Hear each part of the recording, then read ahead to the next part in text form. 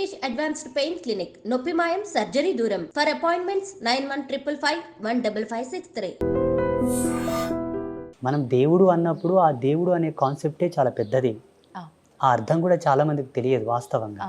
భగవత్ తత్వం ఏంటి, భగవత్ యొక్క శక్తి ఏంటి అనేది కూడా చాలా మంది దాన్ని ఫీల్ అవ్వలేకపోతారు. భావన మాత్రమే అందరూ తృప్తి పడుతుంటారు, ఆనందపడుతుంటారే తప్ప ఆ రుచి చాలా మందికి తెలియదు. భగవంతుడు దాడి చేసేటప్పుడు కాపాడుకోలేనంత మూర్ఖుడు కాదు, చేతగాని వాడు కాదు. కానీ దేవాలయ వ్యవస్థను పరిరక్షించుకోవాల్సిన బాధ్యత మనది. దేవాలయం అనే కాన్సెప్ట్ మన కొరకు ఇచ్చాడు దేవుడు. భగవంతుడు సర్వాంతర్యామి. ఈశ్వరుడు ఎప్పుడైనాను నిర్గుణుడు, నిరాకారుడు. సగుణ రూపంలోకి మనం తెచ్చాం. అంటే మనం ఒక ఆధారంగా ఒక దేవాలయ వ్యవస్థ, అందులో గర్భగృహం నందు భగవత్ ప్రతిష్ట, ఆ ప్రతిష్టలో కొన్ని టెక్నికల్ ఇన్స్ట్రుమెంట్స్ వాడడం అనేది కూడా మనం నిర్మించుకున్నది. అదొక భావనాత్రయం కోసం నిర్మింపబడినటువంటి వ్యవస్థ. మనము నిర్మించాము కాబట్టి కాపాడుకోవాల్సిన బాధ్యత మనదే. ఉదాహరణకి అందరికి అర్థం అవ్వాలంటే, మన శరీరంలో ఇన్ని అవయవాలు ఉన్నాయి. ఉదాహరణకు చేతి ఉంది. మన శరీరంలో ఉన్నదే కదా చేతి, కూడా ఒకటి పార్టే కదా. ఈ చేతు సడన్గా పడిపోతుంది. మన శరీరంలో ఉంది, మన చెయ్యే పడిపోతుంది, కానీ ఎత్తలేము. మన చెయ్యే కదా, ఎందుకు ఎత్తలేము మనం? దానికి ఆ శక్తి అనేది లేదు, కోల్పోతుంది. ఈ పార్ట్, ఈ అవయవం మొత్తం శక్తిని కోల్పోవడం వల్ల, చైతన్యం కోల్పోవడం ద్వారా ఇది పని చేయకుండా పడిపోతుంది. మిగతా అవయవాలు పనిచేస్తాయి. భగవంతుడు సర్వంతర్యామినిగా ఉన్నప్పటికీ ఈ హక్కును మనకు వదిలేస్తాడు, కాపాడుకోరా నీకు అవసరమైతే అని. నీ యొక్క శక్తిని, నీ సృజనాత్మకమైన ధర్మాన్ని నేను చూడాలంటే నువ్వు కాపాడు. ఆ బాధ్యత మనది, దేవుడిది కాదు. కానీ మనం కాపాడలేకపోతున్నామని చెప్పాలి ఒక రకంగా. కాపాడలేకపోలేనటువంటి దుస్థితి మనకు రావడానికి గల కారణం ఏంటంటే, మన వాళ్ళందరూ ధర్మాన్ని మడతపెట్టి పక్కన పెట్టేశారు. ఎందుకంటారు? ఆలయ వ్యవస్థ అనేది ఒక అద్భుతమైన రూపకల్పన. వాస్తవంగా ఇంతటి డిజైనబుల్, ఇంతటి విజనరిటీ అనేది వేరే రిలీజియన్స్లో లేదు, మన దాంట్లో ఉంది. కారణం ఏంటంటే, మన ఋషులు అంతా కూడా దీన్ని ఎకనామికల్ సర్క్యులేషన్ కింద తీసుకొచ్చారు. ఒక దేవాలయ వ్యవస్థలో ఆల్ క్యాస్టిజం, అంటే అన్ని కులాల వాళ్ళు, అన్ని వర్గాల వాళ్ళు లాభం పొందడానికి ఒక ఫ్యాక్టరిజం అది. చాలా డెప్త్గా మన వాళ్ళు గుజుగూర్చారు వాటిని. ఇప్పుడు చూడమది, రోజు దేవాలయంలో పురోహితులకు జీతభత్యాలు వస్తుంటాయి. దేవాలయంకి వచ్చేవాళ్ళు దీపం వెలిగిస్తే అందులో ఆయిల్, ఆ పత్తి, పసుపు, కుంకుమ అవి తయారు చేసే ఫ్యాక్టరీలో ఎంతోమంది పనిచేస్తుంటారు. వాటిని అమ్మే వాళ్ళకు ఉపాధి దొరుకుతుంది. వీటి వల్ల నేచర్కి ఎటువంటి ఎఫెక్ట్ ఉండదు. ఇంకా ఈ పూజల ద్వారా నేచర్ సస్యశ్యామలంగా క్రమబద్ధీకరించబడుతుంది. దేవత యొక్క చైతన్య శక్తి ఉద్వత్తుకి వెళ్ళిన తర్వాత మానవాళి అంతా కూడా సస్యశ్యామలంగా ఉంటారు. వాళ్ళ ఆలోచన విధానం, వాళ్ళ దార్శనికత కూడా పాజిటివిటీ వైపు వెళ్తూ ఉంటుంది. అక్కడ దేవాలయంలో చేసే పూజా విధానం తాలూకు వివరాలు, అట్లా ప్రతిదీ కూడా లాభమే ఉంటుంది. మన సనాతన ధర్మంలో దేవాలయాన్ని కాపాడుకోవాల్సిన బాధ్యత, దేవాలయ పరిరక్షణ, సంఘ సంస్కర్తలతో కూడుకున్నటువంటి నిర్ణయం, మన నిర్ణయం, అందరి నిర్ణయం. ఇది దేవుడికి వదిలివేయకూడదు. వదిలివేయడం కూడా మూర్ఖత్వం. ఎందుకో నాకు చాలా చిన్నగా అనిపిస్తుంది, దేవుడు కాపాడుకోలేదా, దేవుడు కాపాడుకోలేడా అంటే. అనంత శక్తిని ఈ తుచ్చమైన దాడితో పోల్చకూడదు అనుకుంటాను నేను. నిజమే అండి. ఆ అవసరమే వస్తే ఆయన వస్తాడు, వాడిని ఏం చేయాలో అది చేస్తాడు, అది జరుగుతుంది. అట్లా అనుకుంటే ఒక ఎగ్జాంపుల్ చెప్తాను నేను. గాన్గాపూర్కు దగ్గరలో ఒక అమ్మవారి దేవాలయం ఉంది, ఒక చిన్న పల్లెటూరులో. అక్కడ ఉండే వాళ్ళంతా మహారాష్ట్రియన్స్ కదా, మరాఠీ వాళ్ళు. అయితే పరస్పరమైనటువంటి గొడవలు జరిగి మా పొలం గుండా దేవాలయంకి వెళ్తున్నారని చెప్పి ఆ దేవాలయమే కూల్చివేస్తే అక్కడ ఎవరు వెళ్ళరు కదా అని చెప్పేసి ఆ పక్క పొలం ఆయన వెళ్ళి ఆ గుడిని కూల్చడానికి వెళ్ళాడు. గుణపం వేయగానే ఆయనకు కరెంట్ షాట్ తగిలేసి ఆయనకు ఫిట్స్ వచ్చినలాకై పడిపోయాడు. నోట్లో నుంచి నురుగు వచ్చి పడిపోయాడు. హాస్పిటల్ తీసుకెళ్లే లోపు ఆయన చనిపోయాడు. అక్కడ షాక్ సర్క్యూట్ ఏమైనా జరిగిందేమో అని చెప్పేసి టెస్టులు చేశారు, కానీ అక్కడ కరెంటే లేదు. అడవి, చేళ్ల పొలాల మధ్యలో ఉండే ఒక అడవి. మరి ఎలా జరిగిందయ్యా అనేది ఇంతవరకు ఎవరు అర్థం కాలేదు. ఇంకా అర్థం కాకపోవడానికి ఏముంది స్వామిజీ, అక్కడ భగవత్ శక్తి. అప్పటి నుంచి ఆ దేవాలయానికి వెళ్ళే వాళ్ళ సంఖ్య పెరిగింది, పూజల సంఖ్య పెరిగింది, అక్కడ జాతరలే జరగడం మొదలుపెట్టాయి. ఇప్పుడు ఇలా చాలా జరుగుతున్నాయి. మనం ఒకటి గ్రహించాల్సింది ఏంటంటే, ఆలయ వ్యవస్థను సద్ధర్మానుసారంగా నిర్మిస్తున్నారా? అంటే ఆచారం ప్రకారం భగవంతుడు ప్రాణహితముతో ప్రాణ చైతన్య శక్తితో అక్కడ ప్రతిష్ఠించబడుతున్నాడా? It's point. ఓకే. ఎన్ని మంత్రోక్త సంయుక్తంగా దేవుని కూర్చోబెట్టాలి, ఏ పద్ధతితో కూర్చోబెట్టాలని ఆగమాది పద్ధతులతో పూజలు చేసి ప్రతిష్ఠిస్తున్నారా? ఏదో వాళ్ళకు తోచిన పంచోపచార షోడశోపచార పూజలు చేసి ప్రతిష్ఠిస్తున్నారు అన్నది కూడా పాయింటే. అవును. రూపమాత్రకంగా దేవాలయము దేవుడు, కానీ అసలైన పద్ధతితో కనుక దైవ స్థాపన జరిగితే మనం టచ్ చేయడానికి కూడా భయపడాల్సిన అవసరం వస్తుంది. అంటే మనం స్థాపించేటప్పుడు చేసే ఆ సాంప్రదాయాలు పద్ధతుల ప్రకారమే అక్కడ శక్తి కొలువై ఉంటుంది. 100%. మళ్ళీ స్వయంభూ దేవాలయాలకు అది అవసరం లేదు. వాళ్ళకుగా వాళ్ళు ఉద్భవించి ఉంటారు కాబట్టి ఆటోమేటిక్గా అక్కడ పవర్ ఉంటుంది. అయితే స్వామీజీ, ఇప్పుడు చాలామంది మనం భగవంతుడు అంతటా ఉన్నాడు అనుకున్నప్పుడు దేవాలయాలకి వెళ్ళటానికి కూడా ఇంట్రెస్ట్ లేకుండా చాలామంది క్షేత్రాల విషయానికి వస్తే మాత్రం ఖచ్చితంగా సంవత్సరంలో ఒకసారి 2 సార్లు వెళ్ళటానికి ఇష్టపడుతూ ఉంటారు. ఎందుకని? ఎక్కడైనా భగవంతుడే కదా, అక్కడికి వెళ్ళాలన్న ఆసక్తి ఎందుకు చూపుతారంటారు? మనకు సమ్ కైండ్ ఆఫ్ నాలెడ్జ్ కావాలంటే యూనివర్సిటీకి వెళ్తాం, అవును, కాలేజ్కి వెళ్తాం. కొన్ని ఇంట్లో చదువుకున్న చదువే, కాకపోతే అదొక అద్భుతమైన ప్రదేశం విద్యను ఆర్జించడానికి. అలాగే భగవత్ శక్తిని, ప్రాకృతిక అంతర్గతంగా ఉండేటటువంటి ఈశ్వర చైతన్యమును ఒక చేత డిపాజిట్ చేయడానికి, పోగు చేయడానికి, ఒక చేత ఆవాహన చేయడానికి అదొక కేంద్రకమైనప్పటికీ అక్కడి నుండి లోక కళ్యాణయుక్తమైన చైతన్య శక్తిని ప్రసరింపజేయడానికి అది అనువైన ప్రదేశం. ఇంకొక పద్ధతులు చెప్పాలంటే, మన ఇళ్ళలో కూర్చొని జపతపాదులు చేసుకోవచ్చు, ఇంట్లో పూజా గదిలో కూడా పూజలు చేసుకోవచ్చు. ఇది పుణ్యమే, పురుషార్థమే. ఇంతకన్నా మించిన శక్తి మనకి ఏదైనా అవసరం అనుకుంటే దేవాలయానికి వెళ్ళాలి. సమ్ ఎనర్జీ లెవెల్స్ అవి. ఓకే. దేవాలయంలో స్వచ్ఛత ఉంటుంది, పరిపూర్ణత ఉంటుంది, పవిత్రత ఉంటుంది, నిత్య శుద్ధ సంభానం ఉంటుంది అక్కడ. నిత్య శుద్ధ సంభానం అంటే భగవంతునికి అంత శాస్త్రోక్తిగా పూజలు జరుగుతూ ఉంటాయి అక్కడ. ఉదాహరణకు చెప్పాలంటే అక్కడ మరణ సంకేతాలు ఉండవు, సావు సమృద్ధి అనేది అక్కడ ఉండదు, డెలివరీస్ అక్కడ జరగవు, శౌచం అనేది అక్కడ ఉండదు. అది స్థాపించినప్పటి నుండి భూమి అంతమయ్యే వరకు అక్కడ పవిత్రతనే ఉంటుంది. కాబట్టి దేవాలయ దర్శనం ఆత్మ దర్శనంతో సమానం. ఇప్పుడు లైవ్లో మనం సోల్ని బయటికి తీసి మాట్లాడలేము కదా, ఆత్మతో సంభాషించలేము కదా. దేవాలయ దర్శనం ఆత్మ సంభాషణ సంయుక్తం. భగవంతుడికి మనకు మధ్యలోన లైవ్లో మనం దేవునితో మాట్లాడినట్టుగా అక్కడ మనకు సిగ్నల్ ఉంటుంది. ఇంట్లో మనకు అది దొరకదు, ఎంత ప్రయత్నించినా దొరకదు. తప్పకుండా దేవాలయ దర్శనం చేస్తే మనకు ఒకసారి పరీక్ష చేసుకున్నట్టు లెక్క. ఆత్మ విమర్శ అనుకోండి, ఆత్మ పరీక్ష అనుకోండి, కానీ తప్పకుండా దేవాలయ దర్శనం చేయాలి.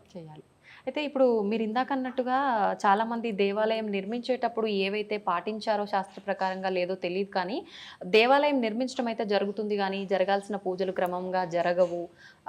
ఒక రకంగా చెప్పాలంటే మనకు పడవబడిపోయిన ఇల్లు అంటారు కదండి, ఆ రకంగా అయిపోతాయి. ఏదో పొద్దున కాసేపు తీసామా, హారతి ఇచ్చామా, వెళ్ళిపోయామా అనే టైప్లో ఉంటుంటాయి. నిజంగా ఇటువంటి గుళ్ళకి వెళ్ళటం వల్ల ఫలితం ఉంటుందంటారా? అక్కడ శక్తులు ఉంటాయంటారా? వాళ్ళ యొక్క నమ్మకాలకు విశ్వాసాలకు అనుగుణంగా నిర్మించుకున్న కేంద్రకాలు అవి. ఆలయ మర్యాదకు ఎన్నో ధర్మాలు ఉన్నాయి, దేవాలయ ప్రతిష్ట వెనుకాల ఎన్నో మూలాలు ఉన్నాయి. వాటన్నిటికి అనుగుణంగానే అక్కడ ఉపచారములు, పూజలు, హోమ ధూమాదులు, ఉత్సవాలు, జాతరలు, తిరణాళ్ళు జరగాలి. కొంతమంది రాజకీయాలు అడ్డం పెట్టుకొని, కులమని, వర్గమని, ప్రాంతమని భేదాలు అడ్డం పెట్టుకొని కూడా చేస్తలేరు. కాకపోతే అటువంటి ప్రదేశంలో భగవంతుడు ఉంటాడు, కాకపోతే మన అనుగుణమునకు, మన భావానికి తగ్గట్టుగా వాళ్ళు స్పందించలేకపోవచ్చు. కారణం ఎప్పటికప్పుడు అక్కడ తగిన ఉపచారములు జరగటం లేదు కాబట్టి. అందుకే ప్రసిద్ధ పుణ్యక్షేత్రాల్లో నియమావళిని క్షణకాలమంతయు కూడా వాళ్ళు విస్మరించకుండా ఉపచారములు చేస్తూ ఉంటారు. నియమం క్షణం కూడా వాళ్ళు తప్పనివ్వరు. భగవంతునికి నివేదన, ఉత్సవాలు సమయం ప్రకారం చాలా అద్భుతంగా చేస్తుంటారు. తిరుమల తిరుపతి దేవస్థానం ఉంది, ప్రసిద్ధ దేవాలయం, శ్రీశైలం ఉంది. అక్కడ ఏమైనా జరగనివ్వండి, భగవత్ కైంకర్యమునకు మాత్రం వాళ్ళు అపవిత్రం కానివ్వరు. శాస్త్రోక్తిగా ఆగమాది పద్ధతులను అనుసరించి చేస్తారు. అక్కడ మనకు కావాలనుకున్నటువంటి పవర్, నువ్వేమైనా చేయాలనుకుంటే అక్కడ మీకు ఎనర్జీ కనిపిస్తుంది. ఎంతోమంది రీసెర్చ్ చేశారు ఆ కాలంలో. స్టెథోస్కోప్ చెవిలో పెట్టుకొని ఆ శివలింగం మీద స్టెథోస్కోప్ పెట్టి చూశారు. హార్ట్ బీట్ లెవెల్స్ లాగానే వాళ్ళకు ధ్వని వినిపించింది శ్రీశైలంలో. ఇక్కడ మనకు మంత్రాలయ క్షేత్రం ఉంటుంది, రాఘవేంద్ర స్వామి బృందావనం. ఆ బృందావనంని కూడా టెస్ట్ చేశారు. బ్రహ్మంగారి యొక్క సమాధిని కూడా టెస్ట్ చేశారు. కంచి కామాక్షి దేవత పరదేవత అమ్మవారి పాదాల దగ్గర రీసెర్చ్ చేశారు. ఆహా. ఎన్నో అద్భుతాలు ఉన్నాయి. ఉమ్. అంటే సజీవ సాక్ష్యమైనటువంటి ధర్మాలు మనకు ఉన్నప్పటికీ కూడా మన వాళ్ళు ఎందుకు ఇట్లా తయారవుతున్నారని ఒక్కొక్కసారి మాకే సందేహం వస్తుంది. ఉమ్. ఎన్నో అద్భుతాలు ఉన్నాయి మన దాంట్లో. అవును, అవునండి. ఎందుకంటారు భగవంతుడు మరిపిస్తున్నాడు అంటారా ఇవన్నీ? మరి ఇవన్నీ చూసిన తర్వాత కూడా ఇప్పుడు ఒక శక్తి ఏదైనా జరిగిందని తెలియగానే అమ్మో భగవంతుడు ఉన్నాడు అని చెప్పి కొన్ని రోజులంతా హడావిడి చేస్తుంటారు. తర్వాత అన్నీ మర్చిపోయి నార్మల్గా ఏమీ లేదు అంత ఒక మూఢనమ్మకం అని మళ్ళీ వాళ్ళే పక్కన పెట్టేస్తుంటారు. ఎందుకంటారు? పటిష్టమైన ధర్మాన్ని వాళ్ళు అవలంబింపలేదు కాబట్టి తాత్కాలికమైన సుఖాల వెంట పరిగెడుతున్నారు. అవును.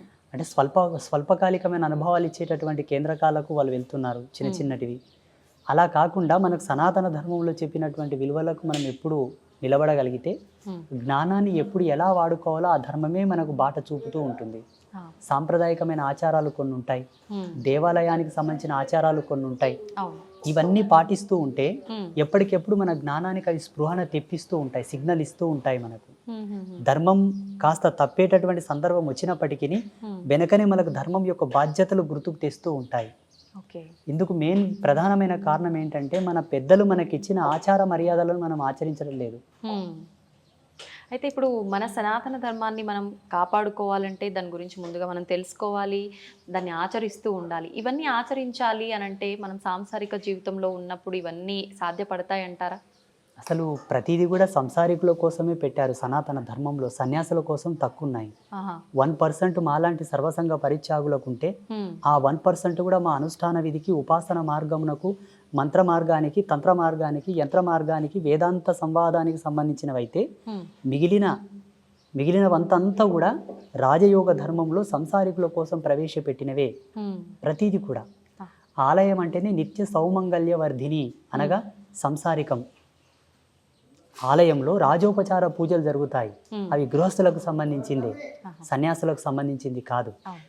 సన్యాసులకు సంబంధించినటువంటి మార్మికతను, ఆ శోధనను వాళ్ళు రహస్యంగా ఉంచుకున్నారు, గ్రాంధికంగా చేయలేకపోయారు. ఒక సన్యాసి సన్యసించాలంటే సన్యాసోపనిషత్తు ప్రకారంగా సన్యసించాలి. మిగిలిన ఉపనిషత్తులన్నీ కూడా మానవాళి కోసమే. మానవాళి అంటే అంతయు సమూహం, సంఘ సమాజం కోసమే. అందులో అందరూ పెళ్లిళ్ళు చేసుకొని పిల్లలుగానే వాళ్ళే ఉన్నారు. అంత ధర్మమంతా వాళ్ళ కోసమే వడగట్టిచ్చారు ఋషులందరూ. అంటే మనకు మన ధర్మాన్ని ఆచరిస్తూనే మనకు కొన్ని నియమాలు పెట్టి నియమాల ప్రకారంగా ఇవి ఆచరించవచ్చు అని చెప్పి అన్ని రకాల విధానాలు కూడా మనకు తెలియజేశారు. కానీ ప్రతి ఒక్కరు కూడా ఏంటంటే కొన్ని రకాల అమ్మో ఇన్ని నియమాలు పాటించాలా, ఇంత కఠినంగా ఉండాలా ఆధ్యాత్మికత అనగానే అని చెప్పి చాలా మంది దూరంగా ఉండే వాళ్ళు కూడా ఉన్నారు. వీటి వల్లే ఉండాలి. ఇప్పుడు చూడండి, మీకు ఒక ఎగ్జాంపుల్ చెప్తాను. నేను మొన్న హైదరాబాద్లో వీసా కన్సల్టెన్సీ వాళ్ళు నాకు అమెరికా వెళ్ళడానికి ఇంటర్వ్యూ కోసం పిలిచారు. లోపలికి వెళ్ళగానే వాళ్ళ ఫార్మాలిటీస్ వాళ్ళు చూస్తారు కదా, ఫైల్స్, పాస్పోర్ట్ అంతా చూశారు. ఆ చెకింగ్ ఉంటుంది అక్కడ. ఆ మెటల్ డిటెక్టివ్ పట్టుకొని చూస్తే ఇవి తీయమన్నారు, ఈ బేడీలు తీయమన్నారు, కాళ్ళకున్న బేడీలు తీయమన్నారు, మాలలు తీయమన్నారు, ఆ ట్రేలో పెట్టి స్కానర్లో వేయమన్నారు. నేను అన్నాను, సాంప్రదాయకంగా ఉంచుకున్నామండి, వీటిని తీయకూడదు అన్నాను. ఇదర్ ఓ సబ్ నై చల్తా, నికాల్కే రఖో వహా పర్. తీయాల్సి వచ్చింది. మరి అంటే వాళ్ళ ఫార్మాలిటీస్, వాళ్ళ నియమాలు వాళ్ళకు ఉంటాయి, మనం పాటించాలి, తప్పదు. అన్ని తీసి అందులో పెట్టి అక్కడ స్కాన్ అయిన తర్వాత ముందుకు వెళ్ళినాక మళ్ళీ ఇస్తే అన్ని తొడుక్కొని వెళ్ళాను, ఇంటర్వ్యూకి వెళ్ళాను, వీసా ఇంటర్వ్యూకి వెళ్ళాను. అక్కడ వాళ్ళ నియమాలు వాళ్ళకి ఎట్లున్నాయో, జీవధర్మ సిద్ధాంతం మీద మన ఋషులు కొన్ని కోట్ల సంవత్సరాల నుంచి రీసెర్చ్ చేశారు.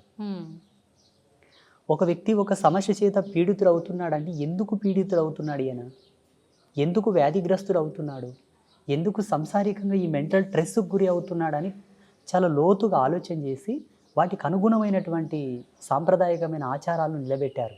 దీన్ని పాటించండి, ఇది రాదు, దీన్ని పాటించండి, ఇది రాదు. మీరు స్వస్థత పొందుతే కాక మీ నుంచి వచ్చే సంతానం స్వస్థత పొందుతుంది, భావితరాలు చల్లగా ఉంటారు అని ఒక ఆచారాన్ని ప్రవేశపెట్టారు మన వాళ్ళు. మన మంచి కోసమే. వాళ్ళు తెలివి లేని వాళ్ళు కాదు, పని పాట లేని వాళ్ళు కూడా కాదు. మళ్ళీ సమాజ హితం కొరకు, సమాజ శ్రేష్టత్వం కొరకే వీటన్నిటిని దర్శించి తీసిచ్చి మనకిచ్చారు. ఇప్పుడు మనకు అవి కన్ఫ్యూజన్ అయిపోయినాయి. అవునండి. మనకు అంటే ఇప్పుడు రకరకాల స్వామీజీలు వస్తున్నారు, ఎవరు నిజమో ఎవరు అబద్ధమో తేల్చుకోలేని పరిస్థితుల్లో ఉన్నాము. ఒకరెవరైనా వచ్చి ఏదైనా చెప్పారు, అరే బాగుంది, నిజంగా నమ్మేటట్టుగా ఉంది, నిజం చెప్తున్నారని నమ్మి ఆచరిద్దాం అనుకునే లోపు ఇంకెవరో వచ్చి ఇంకో రకంగా చెప్తారు. అసలు ఇదంతా ఎందుకు, వదిలేసి మనకు తోచినట్టు మనం ఉందామనే పోకడ ఎక్కువైపోయింది స్వామీజీ ఈ మధ్య ఎగ్జాక్ట్లీ కాలంలో. మీరు చెప్పింది సత్యం, అక్షర సత్యం. ఉమ్, దీంతో మేము ఏకీభవిస్తున్నాము. ఇక్కడ ప్రతి ఒక్కరూ గమనించవలసింది ప్రేక్షకులు ఏంటి అంటే, వారిలో సాంప్రదాయికత ఉండాలి. ఉమ్, సాంప్రదాయ అనుసంధానంగా వాళ్ళ డ్రెస్ కోడ్ ఉందా లేదా, ఫస్ట్ పాయింట్. ఆ, సాంప్రదాయ అనుసంధానంగా తిలకధారణ ఉన్నదా లేదా, ఉమ్, సాంప్రదాయక అనుసంధానంగా వాళ్ళు మాలాధారణ, మెల్లో మాలలు, బొట్టు, కట్టు, వాళ్ళ మాట తీరు, వాళ్ళు కొలిచే దేవత, ఆ, ఆ దేవతలు ఉగ్రదేవతల, శాంతమూర్తుల, క్షుద్రదేవతల, ఉమ్, కొత్త కొత్త దేవతలను ఎవరైనా తెచ్చిపెట్టారా, ఇవన్నీ చూసి శాస్త్రీయంగా, ఆధ్యాత్మిక శాస్త్రీయంగా అక్కడ మా వాళ్ళు చెప్పే దేవతలు అక్కడ ఉంటే మీరు వాళ్ళని ఫాలోఅప్ చేయొచ్చు. ఆ, వాళ్ళ యొక్క వేషధారణ అనుకోండి, కట్టుబొట్టు, ఆచార మర్యాదలు అనుకోండి, శాస్త్రంలో లిఖించినవై ఉమ్, ఆ ముందు తరాల్లో ఎవరైనా గురువులు చెప్పి ఉన్నవైతే మీరు వాళ్ళని విశ్వసించవచ్చు. విభిన్నమైనటువంటి భావాలతో కొత్త కొత్తగా కొన్ని ఏర్పాటు చేసే వాళ్ళు వస్తుంటారు కదా, దయచేసి వాళ్ళని నమ్మొద్దు, ఉమ్, వాళ్ళని నమ్మొద్దు. మీరు పుణ్యము పొందరు, పురుషార్థము పొందరు, టైం వేస్ట్ అవుతుంది తప్పిస్తే ఆధ్యాత్మికంగా మీరు ఏ రిజల్ట్ సాధించలేదు.